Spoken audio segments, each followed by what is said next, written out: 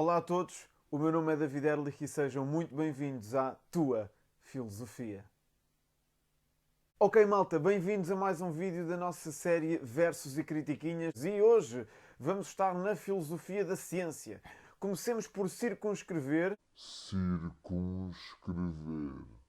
o que é a filosofia da ciência. O 11º ano começa com epistemologia, palavra de raiz grega que nos remete para, por um lado, episteme, conhecimento, e logos, razão, discurso, estudo. Aliás, a Shakira tinha uma música sobre logos. Logos, logos, logos. Na, na, na, na, na, na. Logos, logos, logos. A filosofia da ciência é uma divisão, uma subdivisão dentro da epistemologia. Podemos até fixar a data do seu nascimento enquanto disciplina filosófica no ano de 1895, quando foi criada a cadeira universitária de Filosofia da Ciência na Universidade de Viena. Filosofia da ciência, o estudo, o pensamento, a reflexão acerca dos conceitos, dos métodos, dos problemas que a atividade científica implica.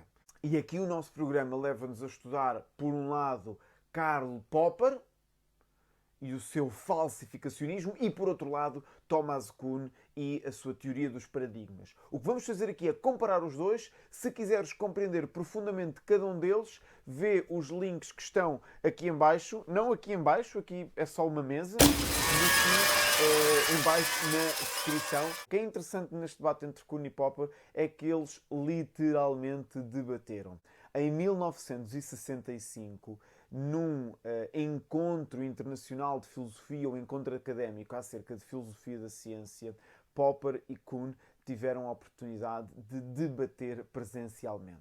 Esse encontro teve lugar entre os dias 11 e 17 de julho na Universidade de Bedford, em Londres. E a primeira pergunta que podemos fazer é: será que eles foram à praia? É que era verão. Nesse encontro, Popper representava a filosofia da ciência dominante. Era um homem de 62 anos e a sua ideia do falsificacionismo, ou se preferirmos do racionalismo crítico, era a ideia dominante na filosofia da ciência, e Popper era o moderador de uma série de debates. E Kuhn foi um dos convidados, enquanto filósofo em ascensão, jovem promessa, e é convidado então a expor a sua visão da ciência, a visão que conheces dos paradigmas e das revoluções científicas. Ora, de uma maneira saudável, nós podemos dizer que isto deu beef!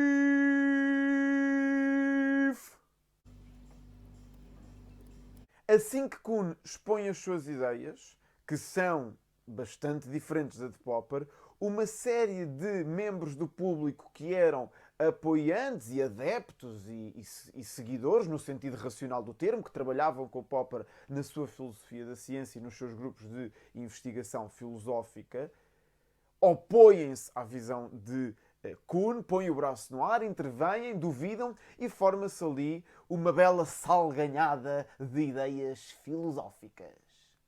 E, portanto, qual é a ideia que vos trago aqui hoje? A ideia que vos trago hoje é recuperar esta oposição entre estas duas filosofias da ciência, procurando inseri-las no contexto menos filosófico que há: os bifes dos reality shows.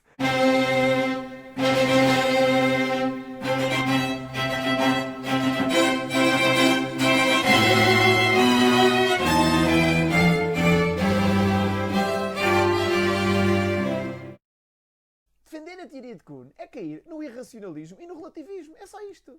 É só isto que eu quero dizer, pá. Olha, eu quero dizer uma coisa aqui também, mesmo a sério, é que defender na verdade a teoria de Popper é defender um sistema ideal de ciência. A ciência não funciona como o Popper diz que funciona, pá, e tu sabes perfeitamente, amigo. Comecemos pelas críticas diretas. A crítica direta de Popper e os seus apoiantes filosóficos às perspectivas de Kuhn é a de que defender, aceitar a filosofia da ciência de Kuhn é a cair numa posição relativista e irracionalista. Compreende-se bem o porquê. Se os paradigmas são incomensuráveis, se a ciência não é completamente objetiva e se não há qualquer tipo de aproximação à dita verdade, então Kuhn parece cair numa posição altamente relativista em que diferentes declarações acerca do mundo têm igual peso e não há nenhuma margem, não há nenhum ponto de vista objetivo para poder comparar essas declarações acerca do mundo com o próprio mundo. E, portanto, para quem esteja mais do lado de uma perspectiva próxima da de Popper, a filosofia da ciência de Kuhn cai também num irracionalismo, porque acaba por nivelar a ciência junto de mitos e lendas e acaba por colocar a ciência ao mesmo nível do que mitos e lendas ou do que a prática artística ou até da prática religiosa no que diz respeito à capacidade explicativa acerca do mundo. Pelo contrário, a crítica que Kuhn vai apontar a Popper é de que Popper, na verdade, não está a descrever a ciência como ela é. O que Kuhn vai dizer sobre Popper é que Popper está a traçar uma visão, um funcionamento ideal da ciência. O que Kuhn vai dizer a Popper é que Popper não está a ser descritivo, não está a dizer o modo como a ciência efetivamente funciona, estará sim a ser normativo. Estará a fazer um retrato da boa ciência, de como a ciência devia funcionar. E essa é a crítica de Kuhn a Popper, de que a filosofia da ciência de Popper não se adequa ao que os cientistas fazem na prática.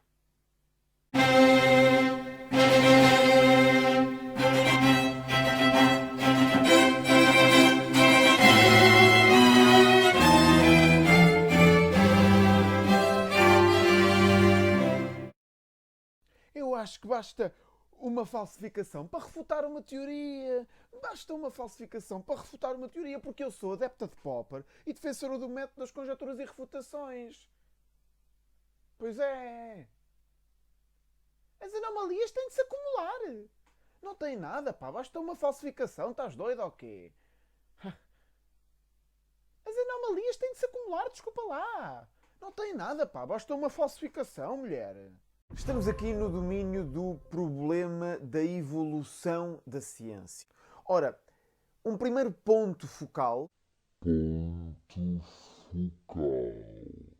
será comparar a noção popperiana de falsificação com a noção de Kuhn de anomalia.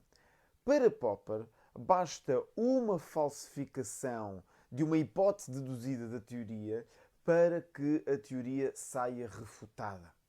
Ou seja, para Popper, a evolução da ciência dá-se por conjecturas e refutações, por tentativa e erro, e o cientista objetivo e fiel à causa da verdade, a esse cientista basta-lhe detectar um erro, uma falsificação, um caso concreto que comprova que a teoria está errada para que a teoria saia refutada. Pelo contrário, para Thomas Kuhn, não basta uma anomalia. Thomas Kuhn, que relembremos que é um historiador da ciência, ele começou por fazer história da ciência, vai-nos dizer que, ao contrário do que Popper diz, quando o cientista encontra uma anomalia, isto é, quando o paradigma vigente não parece aplicar-se a um caso concreto, o cientista, ao contrário do que diz Popper, não deita fora o paradigma. Isto é, no vocabulário de Popper, não falsifica a teoria. O que sim faz é colocar em causa o teste, colocar em causa os dados, colocar em causa as medições. E, portanto, o que Kuhn vem dizer é que entre deitar fora o paradigma, ou, no vocabulário de Popper, falsificar a teoria, e refazer os testes ou refazer as medidas ou atribuir a culpa, por exemplo, aos equipamentos e ferramentas, o cientista preferirá a segunda hipótese. Ou seja, para Kuhn, as anomalias têm de se acumular ao longo de anos, quiçá até décadas, para gerar uma mudança no ponto de vista científico.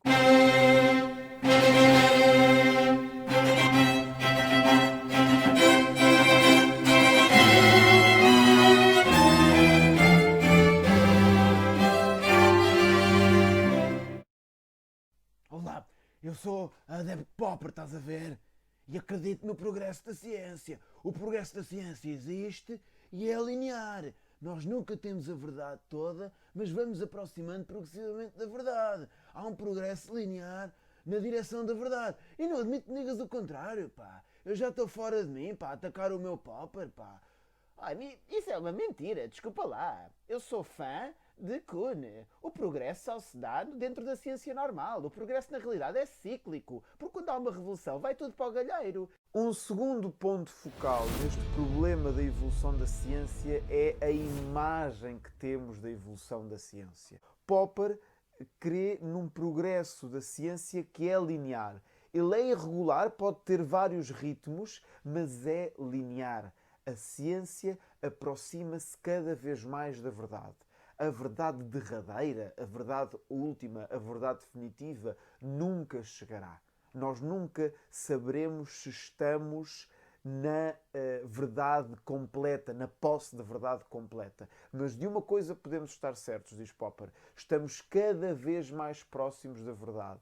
A teoria científica de hoje está mais próxima da verdade do que a teoria científica de ontem. Thomas Kuhn vai partilhar dessa imagem, ao qual também podemos chamar cumulativa, essa ideia do progresso cumulativo, apenas no domínio da ciência normal. No domínio, na época da ciência normal, o paradigma vai-se aplicando a cada vez mais casos, aplicando-se de forma cada vez mais detalhada, aplicando-se de forma cada vez mais abrangente, obtendo resultados cada vez mais afinados. Contudo, quando há uma crise do paradigma e uma subsequente revolução científica, utilizando uma expressão dos jogos de cartas, baralha-se e volta-se a dar. Portanto, aí há um novo paradigma que é incomensurável face ao anterior. E aí volta a haver toda esta sucessão de fases. Ciência normal, acumulação de anomalias, crise do paradigma, ciência extraordinária, revolução científica. E, portanto, Kuhn oferece-nos uma imagem do progresso da ciência que é uma imagem cíclica.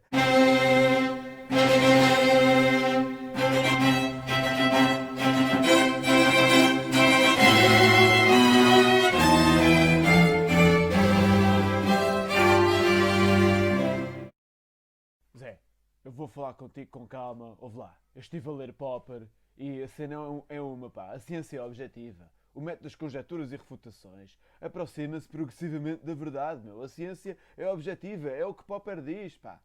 Ah é? Ah é? Então ouve só isto. Então se a ciência é objetiva, como é que o paradigma contém valores e práticas sociais? Eu estive a ler Kuhn e a ciência não é completamente objetiva. Entram muitos fatores de subjetividade na construção científica, pá. É natural, tens de ler Kuhn. Outro problema é o problema da objetividade da ciência. Popper vai-nos dizer que sim, a ciência é objetiva. A ciência, enquanto procura ativa de contra-exemplos, é objetiva. Não intervém em fatores subjetivos na atividade do cientista que procura submeter as hipóteses deduzidas das teorias a testes empíricos e assim falsificar ou corroborar as teorias científicas. Pelo contrário, para Thomas Kuhn, a resposta é um não. Não moderado. Para Thomas Kuhn, a ciência não é completamente objetiva. Tem alguns fatores objetivos e tem alguns fatores subjetivos. Comecemos pelos primeiros. Sim, Thomas Kuhn vai identificar critérios, os 5 critérios de Thomas Kuhn, que, de acordo com a sua perspectiva, toda uma comunidade científica concorda e aceita como critérios úteis para avaliar uma teoria ou paradigma.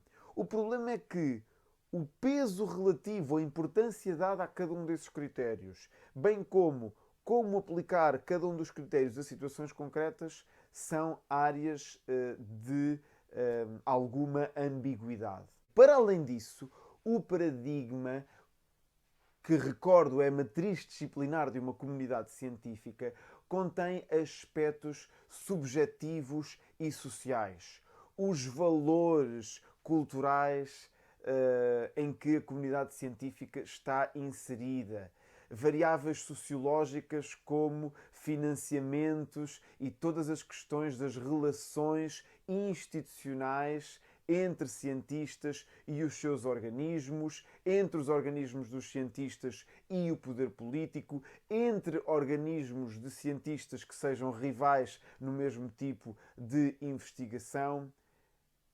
Pressupostos também filosóficos quanto àquilo que o mundo é e o modo de nos relacionarmos com o mundo. A ciência não é completamente objetiva.